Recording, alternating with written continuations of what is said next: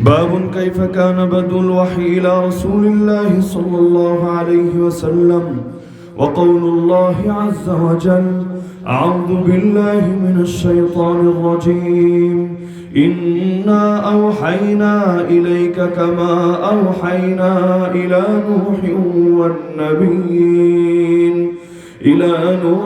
والنبيين من بعده وبالسند المتصل منا إلى الإمام الهمام الحافظ الحجة أمير المؤمنين في الحديث أبي عبد الله محمد بن إسماعيل بن إبراهيم بن المغيرة بن بردزبة الجعفي اليماني البخاري رحمه الله تعالى.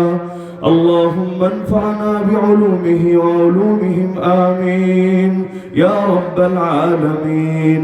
أنه قال في جامعه وبه قال حدثنا الحميدي قال حدثنا سفيان قال حدثنا يحيى بن سعيد الأنصاري قال أخبرني محمد بن إبراهيم التيمي أنه سمع علقمة بن وقاص الليثي يقول سمعت عمر بن الخطاب رضي الله تعالى عنه على المنبر يقول سمعت رسول الله صلى الله عليه وسلم يقول إنما الأعمال بالنيات وإنما لامرئ ما نوى فمن كانت هجرته إلى دنيا يصيبها أو إلى امرأة ينكحها فهجرته إلى ما هاجر إليه.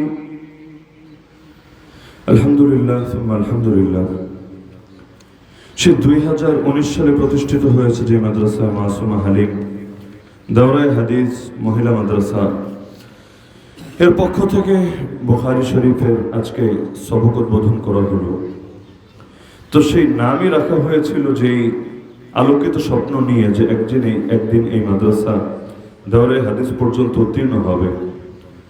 দীর্ঘ 5 বছরের মাথায় 2024-25 শিক্ষাবর্ষে এসে আজকে আলহামদুলিল্লাহ আল্লাহ তাআলা সেই স্বপ্ন পূরণ করেছেন। আল্লাহ তাআলা এই মাদ্রাসার নামকেও কবুল করেছেন, দাওরায়ে হাদিস পর্যন্ত পৌঁছিয়েছেন। সমস্ত প্রশংসা আল্লাহ, আলহামদুলিল্লাহ রাব্বিল আলামিন। পৃথিবীর মধ্যে হাদিসের কিতাব কি ভাই একটা দুইটা? এই সহিহ বুখারী এত জনপ্রিয় হয়ে গেল কিভাবে? সারা দুনিয়ায় কে না চেনে এই কিতাবকে, কে না গর্ব করে এই কিতাবটাকে নিয়ে। এমনকি যেই কিতাবকে গোটা জাতি আর চেনে, আসাহুল কুতুবি বাদা কিতাবিল্লাহ, আল্লাহর কিতাবের পর সবচাইতে বিশুদ্ধতম এক কিতাব সহিহ বুখারী। আরে আমরা তো শুধু বাহ্যিক কিতাবের লেখাগুলো দেখছি, কিন্তু এই কিতাবের পেছনে যে কি ইখলাস, কি নিয়ত লুকিয়ে আছে। এক একটা হাদিস কিভাবে লিখেছেন, আমার আগে তো হুজুর অল্প সময় আলোচনা করছিলেন, এমনকি 16টা বছর লেগে গেল ওই একটা কিতাব লিখতে। কিসের জন্য? আর ওই যে এক নিয়ত, ওই যে ইখলাস, ওই নিয়ত আর ইখলাসের বদৌলতে আল্লাহ এমন কবুল করেছেন, আজও পর্যন্ত অমর হয়ে আছে। আল্লাহ চাইলে কিয়ামত পর্যন্ত থাকবে। এই যে কিতাবটা শুরু হলো আজকে, যে প্রথম হাদিসটা আমরা পাঠ করলাম, শিরোনাম দিলেন কি, হাদিস পড়ালেন কি। কিতাবটা তিনি শুরু করেছেন মৌলিকভাবে ঈমান দিয়ে, কারণ ইসলামের সর্বপ্রধান গুরুত্বপূর্ণ জিনিসই হলো ঈমান। যার ঈমান নাই তার কোনো কিছু নাই। যার ঈমান নাই ওর নামাজেরও দাম নাই, ওর হজেরও দাম নাই, ওর যাকাতেরও দাম নাই, ওর কোরবানিরও দাম নাই। কারণ যার ঈমান নাই তার কোনো কিছুই নাই। তো কিতাব শুরু করেছেন ঈমান দিয়ে, শেষও করেছেন ঈমানের সবচাইতে গুরুত্বপূর্ণ ভিত্তি যেটা তাওহীদ। তাওহীদ বুঝেন তো আপনারা? লা ইলাহা ইল্লাল্লাহ মুহাম্মাদুর রাসূলুল্লাহ। এই তাওহীদকেই, এইটাকেই বলা হয়, এই কালিমাকে তাওহীদের কালিমা, কালিমাতুত তাওহীদ বা কালিমায়ে তাইয়্যিবা। তো এই যে তাওহীদ, এটাও তো ঈমান বা ঈমানের প্রধান ভিত্তি এটা। আমানতু বিল্লাহি কামা হুয়া بأسمائه وصفاته وقبلت جميع أحكامه وأركانه آمنت بالله وملائكته وكتبه ورسله واليوم الآخر والقدر خيره وشره من الله تعالى والبعث بعد الموت। তো এখন শুরুও করলেন ঈমান দিয়ে, শেষও করলেন তাওহীদ, মানে ওটাও ঈমান। শুরুতেও ঈমান, শেষেও ঈমান। কারণ ঈমান ছাড়া তো কোনো উপায় নাই। জীবনের শুরুতেও ঈমান, জীবনের শেষেও ঈমান। যেদিন জন্মেছিলাম ডান কানে ঈমানের ঘোষণা দেওয়া হয়েছিল, যেদিন জন্মেছিলাম বাম কানেও ঈমানের ঘোষণা দেওয়া হয়েছিল, যেদিন দুনিয়া থেকে শেষ নিঃশ্বাস ত্যাগ করব, আমার লাশটাকেও ইমামের সামনে শুয়ে দিয়ে আবারও সেই ঈমানের ঘোষণা, আল্লাহর বরত্বের ঘোষণা, এটাই দেওয়া হবে। তো শুরু আর শেষ সবকিছুতে তো ঈমানের কোনো বিকল্পই নাই। কিন্তু তিনি ঈমান দিয়ে শুরু করতে চাইলেও শুরুতে ভূমিকা একটা লাগালেন যে ঈমান তো শিখবা, তাওহীদ তো শিখবা, নামাজ রোজা তো শিখবা, কিন্তু আমাদের ইলমের মূল ভিত্তিটা আগে বুঝে নাও। আমাদের ইলমের মূল ভিত্তির নাম হলো ওহী। বাবুন কাইফা কানা বাদউল ওয়াহী ইলা রাসূলিল্লাহি সাল্লাল্লাহু আলাইহি ওয়াসাল্লাম, কিভাবে আল্লাহ রাসূলের কাছে ওহী এসেছে আগে এটা চিনে নাও। কারণ এই ওহীর দ্বারাই ঈমান এসেছে, ওহীর দ্বারাই কোরআন এসেছে, ওহীর দ্বারাই এই কিতাবে যত অধ্যায়, যত আলোচনা সবকিছু এসেছে। ভালো কথা। তো বুঝলাম ঈমান শিখতে চাইলে কিতাবুল ঈমান অধ্যায় তো মূলত ঈমান দিয়ে শুরু করবেন, কিন্তু ঈমান বুঝতে চাইলে ছোট্ট ভূমিকা লাগে। এজন্য কিতাবুল ওহী না বলে বাবুন কাইফা কানা বাদউল ওয়াহী ছোট একটা পরিচ্ছেদ দিয়ে আমাদেরকে ওহী চিনাচ্ছেন। কারণ নামাজ পড়বো, ভালো কথা, নামাজ পড়তে চাইলে উযুও তো লাগবে নাকি? উযু ছাড়া শিবপুরের মানুষদের নামাজের সুযোগ আছে? তো পড়বো নামাজ মূল বিষয়, কিন্তু নামাজ পড়তে চাইলে উযু শিখতে হবে। এজন্য ফতোয়ার কিতাব, মাসালা মাসাইলের কিতাব খুললে দেখবেন প্রথম আলোচনা নামাজ। কিন্তু নামাজ হয় না পবিত্রতা ছাড়া। এজন্য শুরুতে পবিত্রতা চিনিয়ে নেয় কিতাবুত তাহারা। আগে চেনো কিভাবে পবিত্রতা হাসিল করতে হয়, পরে শিখবা কিভাবে নামাজ আদায় করতে হয়। তো ভালো কথা, তিনি ঈমান শিখাবেন, আমল শিখাবেন। তো ঈমান আর আমল এসেছে যে ওহীর মাধ্যমে, সে ওহীর সঙ্গেও পরিচিত করবেন।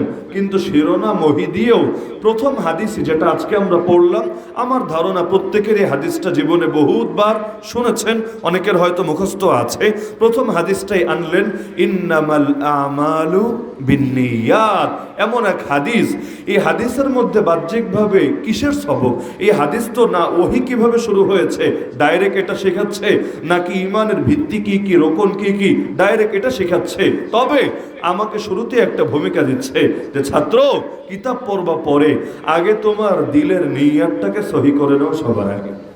কারণ নিয়ত ঠিক, তোমার কাজও ঠিক। নিয়তের দ্বারাই বরকত আসবে, আর নিয়ত ভেজাল সবকিছুই হয়ে যাবে ভেজাল। যদিও আমরা এমন একটা জামানে অবস্থান করছি, এখানে ইলম নিয়ে খুব বেশি গলদ নিয়ত করার সুযোগই নেই। বলবেন কিভাবে? যেই সময় জমিনের মধ্যে ইসলামী শাসন ছিল, খেলাফত ব্যবস্থা ছিল, তখন ইলম দিয়ে জাগতিক লাইনও বহুত কাজ করা যেত। যেমন মনে করেন বিচারক হবে কারা? রাষ্ট্রের বিচারক হবে ইসলামী শাসন থাকলে মুফতি সাহেবরা। কারা? কেন? কারণ অপরাধ করলে কোন অপরাধের শাস্তি কি, এটা তো ফতোয়ার বিষয়, মাসালার বিষয়। যে চুরি করেছে, ঠিক আছে সাজা দাও।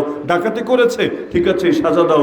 নতুনই অপরাধ করেছে, ঠিক আছে সাজা দাও। তো এভাবে ফতোয়া দিতে পারে যারা, তাদেরকে তো আমরা মুফতি বলি, তাদেরকে তো আমরা আলেম বলি। তো বিচারক যারা হবে অবশ্যই তারা মুফতি হবে। প্রধান বিচারপতি, চিফ জাস্টিস হবে, জামানার সর্বশ্রেষ্ঠ মুফতি যে হবে।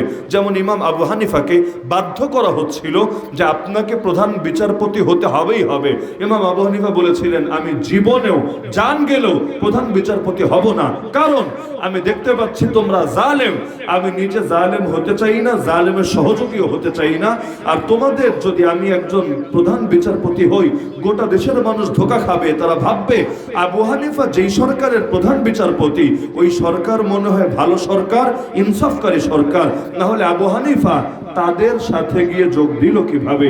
আর এর চাইতে বড় সমস্যা হলো, আমি স্বাধীনভাবে বিচার করতে পারবো না।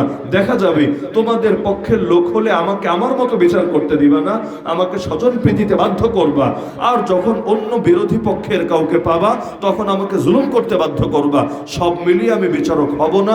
অবশেষে হনও নাই। কেন হন নাই? এজন্য তাকে জেলে নেওয়া হয়েছে, খাবারে বিষ মিশিয়ে জানেই মেরে ফেলা হয়েছে।